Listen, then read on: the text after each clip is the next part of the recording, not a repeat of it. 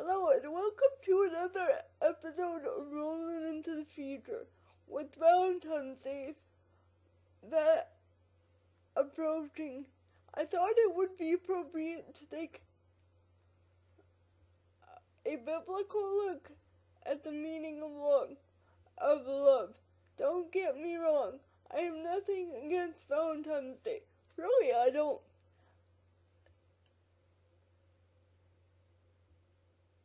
However, I happen to believe there's too much emphasis on the idea of romantic love, the love between a husband and wife, boyfriend and girlfriend,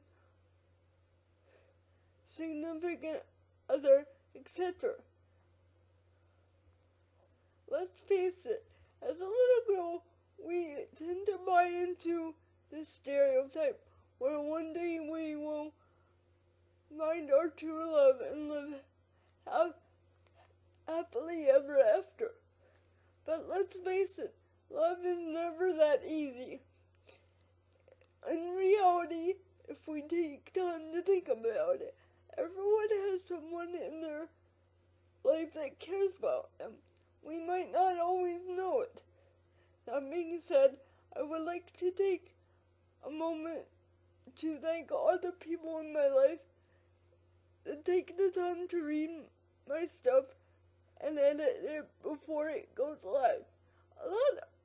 A lot of time and effort goes into my blog and YouTube. It's not all my doing. I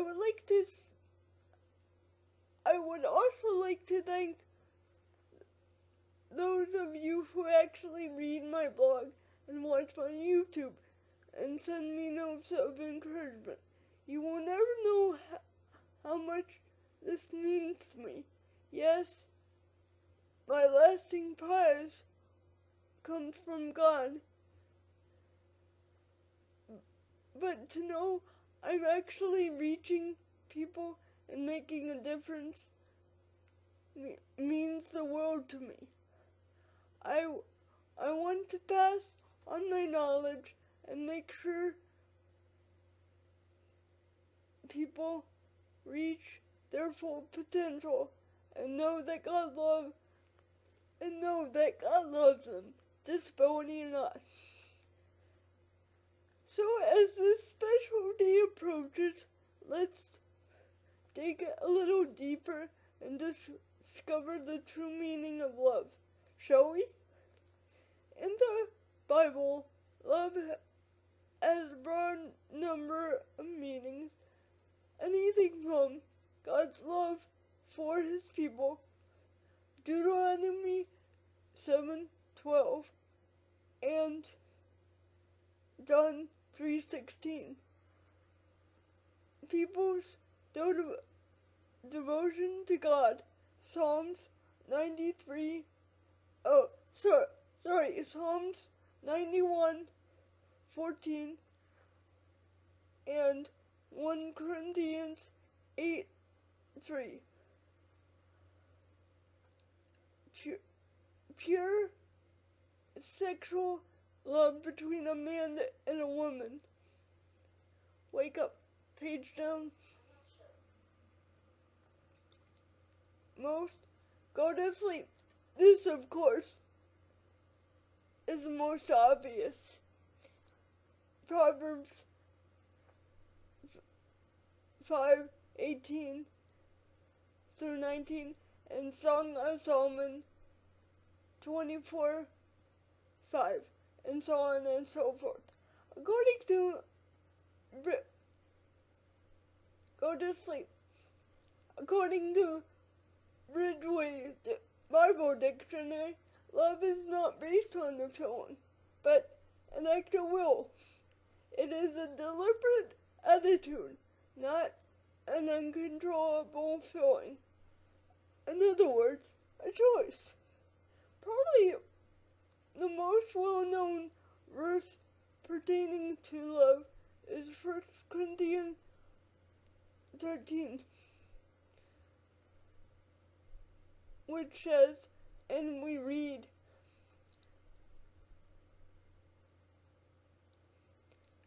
First Corinthians.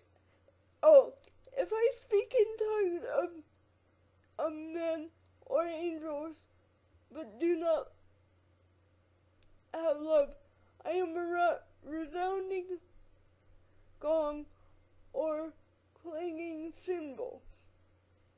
If I have the gift of prophecy and can fathom all mysteries and all knowledge, and if I have the faith to move mountains, but do not have love, I am nothing.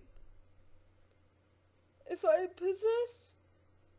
give all I possess to the poor and give my body over to hardship, then I may boast, but do not have love, I gain nothing.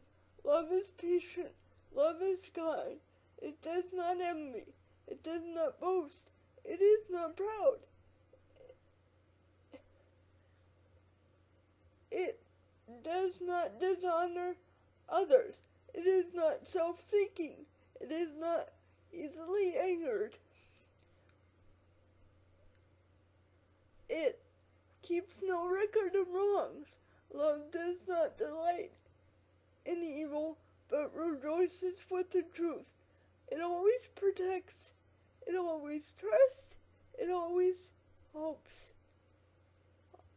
Always preserves. Love never fails.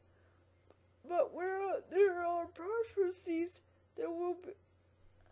But where there are prophecies, they will cease. Where there are tongues, they will be stilled. Where there is knowledge, it will pass away. For we know in part. For we know in part, and we prophesy in part. But the completeness comes. But when completeness comes,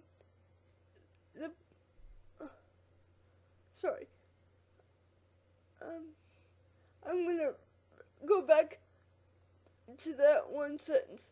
For we know in part, and we prophesy in part, but when completeness comes, what is in part disappears. When I was a child, I talked like a child, I thought like a child, I reasoned like a child. When I became a man, I put all the ways of childhood behind me. For now, we see only a reflection as in the mirror. Then we shall see face to face. Now I know in part.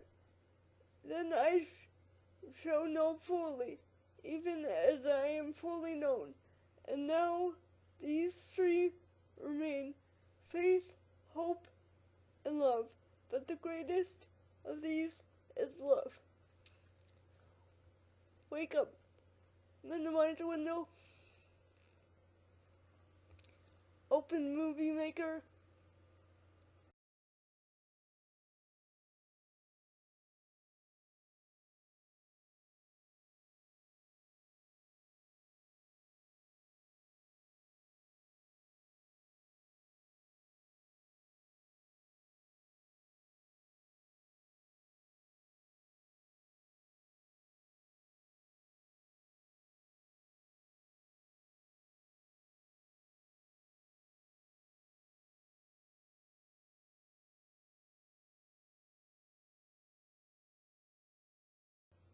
Minimize the window.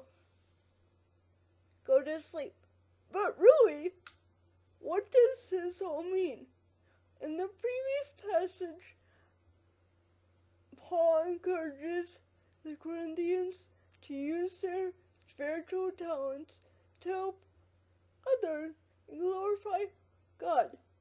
But he warns them they must have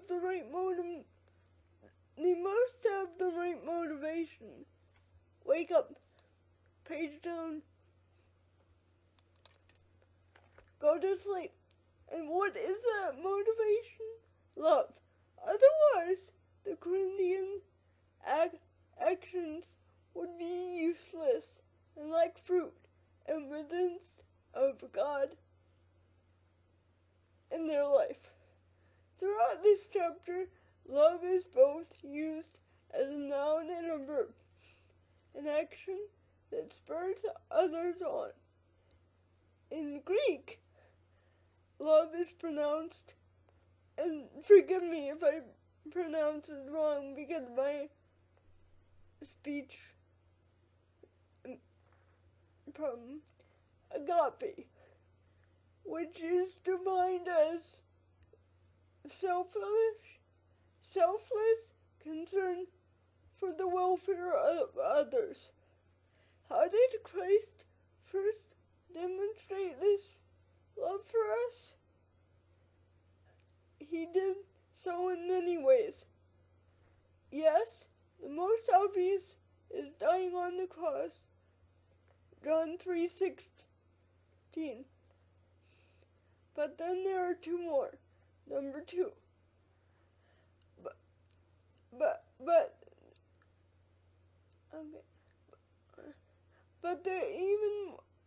But that is even more powerful when we realize that God did this for us while we were yet sinners, as it says in Romans 5:8. And finally, number 3, 1 John 4, 1 John 4:9, which states, "This is how God showed his love among us. He sent his one and only Son into the world that we might live through him." In gratefulness, we should have the same response toward others.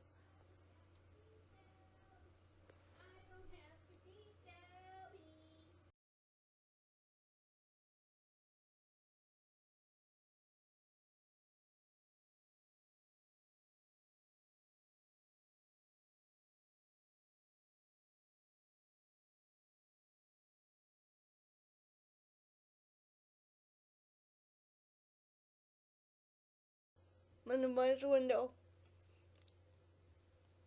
Go to sleep. As it states in 1 John 4:19, we love because he first loved us. And in 1 Corinthians 16:13 states, "Be on your guard and stand firm in the faith. Be strong and courageous. Do everything in love." In this chapter, Paul even goes as far as to highlight the different characteristics in love, showing the Corinthians what they should and should not, what love should and should not look like. Love is patient and kind, verse 4. Always protects, always trusts, always hopes, always preserves, as it says in verse 7. And love never fails. Verse 8. On the other hand, love is not envious. Verse 4. Wake up, page down, go to sleep. Love does not dishonor. It is not self-seeking. It is not easily angered. It keeps no record of wrong. Verse 5. Love does not delight in evil, but rejoices in the truth. Verse 6. Why does Paul mention these old behaviors in the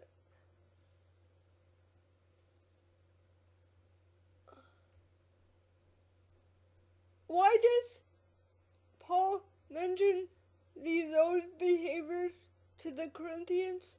Paul is realistic as well. He knows the Corinthians will probably fall back into old behaviors as well. That's why he writes what love is not. What do we do with this information? Well, I believe we should examine our hearts to make sure what we are doing,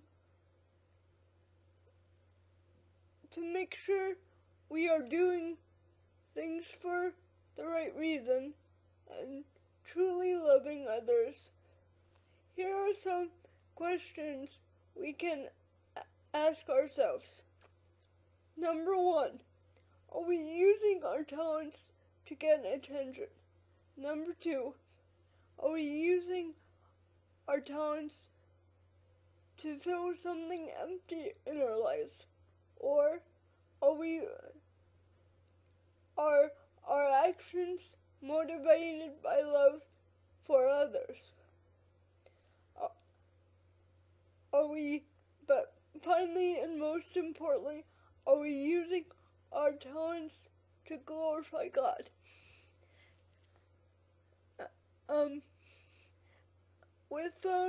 With Valentine's Day approaching, I would hope you would take these lessons to heart and look at those around you and see and appreciate them more fully and